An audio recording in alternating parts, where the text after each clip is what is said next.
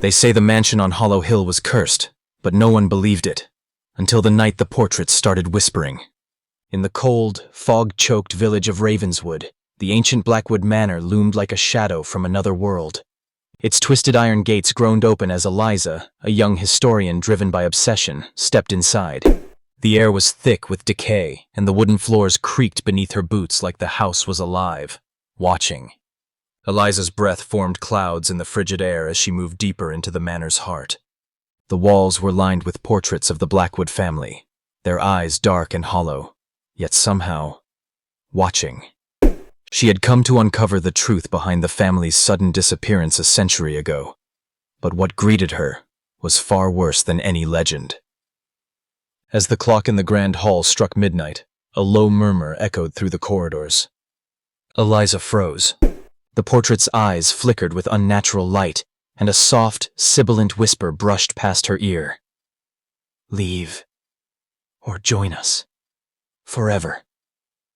Heart pounding, she tried to retreat, but the mansion had other plans. The heavy doors slammed shut, trapping her inside. Shadows stretched and twisted, forming grotesque shapes that danced on the peeling wallpaper. The whispered voices grew louder, chanting names of those who vanished without a trace. Eliza's lantern flickered, revealing a secret passage behind a torn tapestry. Desperation pushing her forward, she entered. The narrow corridor led to a hidden chamber where the air was thick with the scent of burnt candles and something metallic, blood.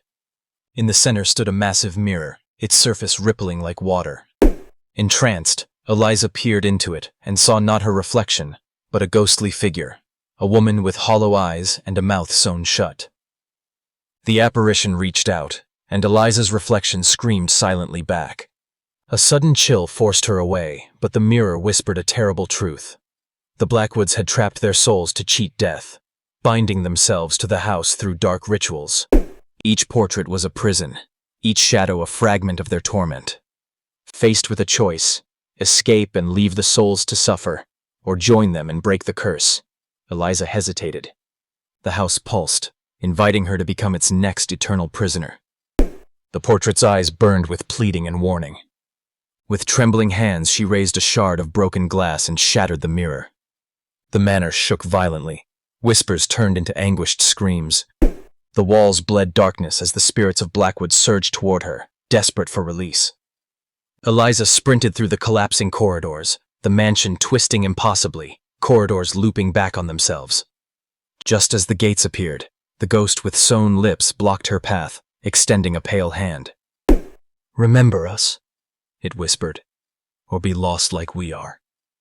Eliza burst through the gates into the cold night, the manor sealing itself behind her. She looked back to see the portraits fade into nothingness, the house now silent and still. But as she walked away, the wind carried a final chilling whisper. The curse is not broken. It waits. And in her pocket she found a small, blackened seed, cold and pulsing with dark promise. Days passed in restless unease. Eliza returned to her modest cottage on the edge of Ravenswood, but sleep eluded her.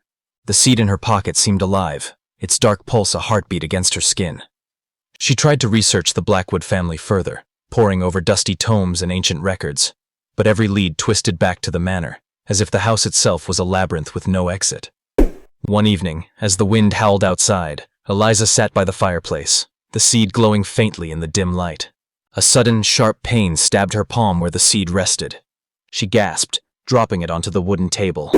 The seed cracked open, revealing a tiny sprout of blackened roots that writhed like serpents. Terrified, Eliza grabbed the seedling and hurled it into the fire. Flames licked at the twisted plant, but instead of burning, the sprout seemed to drink the fire, growing larger and darker.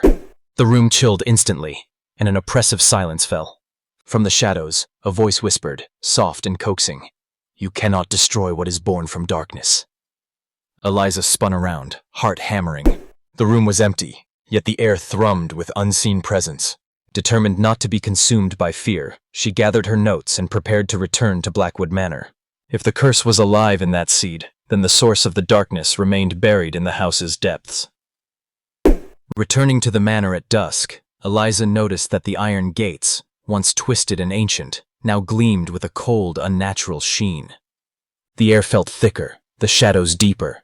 As she stepped inside, the house seemed to breathe, welcoming her back with a sinister warmth. The portraits had returned, their eyes no longer hollow but gleaming with trapped memories. One, a portrait of a young girl with dark curls, reached out as if to speak. Eliza's voice caught in her throat, but she whispered, "Who are you? What do you want?" The painted lips moved, forming words. "Free us." Guided by the voices, Eliza descended into the manor's forgotten basement, a place untouched by time. The walls here were covered in symbols, runes of binding and sacrifice, etched deep into stone. The air was thick with the scent of incense and rot. At the room's center stood an ancient altar, stained with dried blood and surrounded by broken chains. Here, the Blackwood family had performed their ritual, sacrificing their mortal forms to trap their souls within the manor, seeking immortality at a terrible cost. Eliza realized the seed was part of the ritual's lingering power, a dark root from the tree of their cursed souls. She took a deep breath, recalling the ghost's words, "Remember us, or be lost like we are." Eliza began to chant the incantations she had painstakingly translated, calling upon the spirits to find peace. The air thickened and shadows surged, swirling around her like a storm. Faces appeared in the darkness, anguished, pleading, yet grateful. The sewn-lipped woman stepped forward, her mouth slowly unsewing, a smile breaking through centuries of silence. "Thank you," she whispered. "You have given us release." The shadows dispersed, the oppressive weight lifting. The manor seemed to sigh, the walls brightening as dawn's light crept through shattered windows. Eliza stepped outside, the morning air crisp and clean. The manor stood quiet, no longer a prison but a relic freed from its dark past. In her hand, the blackened seed had withered to dust. Yet, as she turned away, a faint whisper followed her on the breeze, barely audible. "The roots run deep, and some promises never die."